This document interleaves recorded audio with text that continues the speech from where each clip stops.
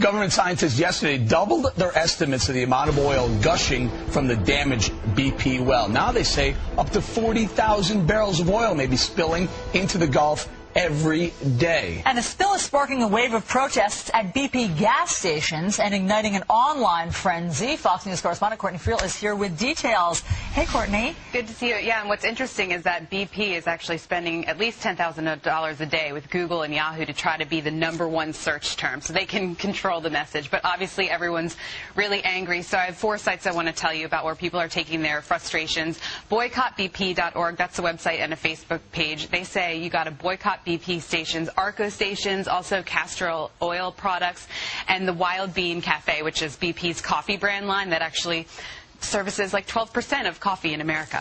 And they say you got to do this until the legal disputes are settled, until the workers are paid, and until a testing plan to avoid future disasters like this comes up. But the problem with this is that there's all these franchise stations out there, so they're just contracted to use the BP oil, so it's actually hurting these small business owners. So a small business owner decides to invest in a station and has BP on the label, and that's what they decide, like a McDonald's or a Subway.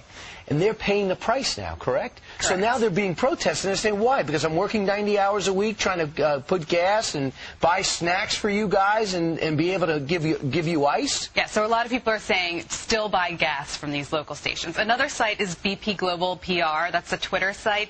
There's 150,000 followers. It's really funny. It's like snarky. It's a parody.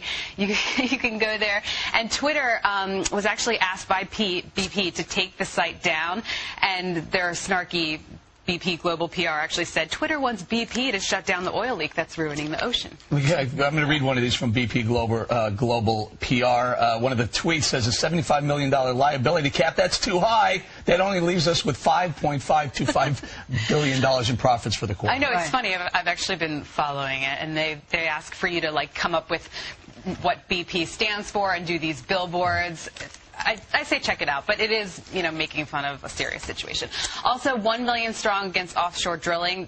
This is a Facebook page. It's asking for you to give your name, email, and zip code to sign this petition to the President and Congress to demand a permanent ban on offshore drilling. And then, also, I don't know if you know that tomorrow is the Worldwide BP Protest Day, and 48 cities around the world have decided to sign on to this and have these protests outside of BP stations, in the U.S., in France, in South Africa, in Brazil, everywhere.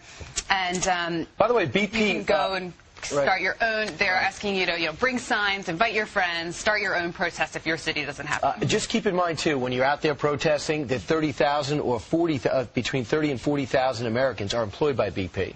And when you talk about banning offshore drilling, you're talking about putting tens of thousands of people out of work around the country. Is that what you really want to do? That's a whole issue in itself. Make a very good point, the same Brian. issue. Your point on the BP station owners, some are individual owners, some are company owned. You can find out if they are or not. Just walk in and say, is this a dealer, which is an individual owner, or is this a company owned station? Well, that's good. Make your choice. Just ask a question. That's good. Thanks, Courtney. Nice to see you guys. Happy Friday, everybody.